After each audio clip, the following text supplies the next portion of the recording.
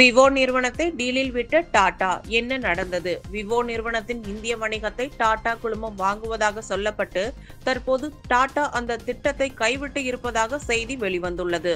Times of India நிறுவனம் வெளியிட்டுள்ள செய்தியின்படி டாடா குழுமம் சீனாவை சேர்ந்த ஸ்மார்ட் போன் நிறுவனமான விவோவின் இந்திய வணிகத்தை வாங்கும் முடிவினை கைவிட்டுள்ளது. சீனாவை சேர்ந்த ஸ்மார்ட் போன் நிறுவனமான விவோ இந்தியா என்ற பெயரில் இங்கே ஸ்மார்ட் போன் வணிகத்தில் ஈடுபட்டு வருகிறது. இது சீன நிறுவனம் என்பதால் அரசின் எந்த சலுகையும் கிடைக்கவில்லை.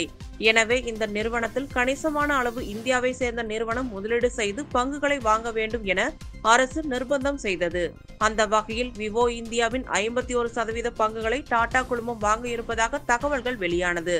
இதன் மூலம் நிறுவனத்தின் இந்திய செயல்பாடுகள் டாடா நிறுவனத்தின் கட்டுக்குள் வரும் என சொல்லப்பட்டது.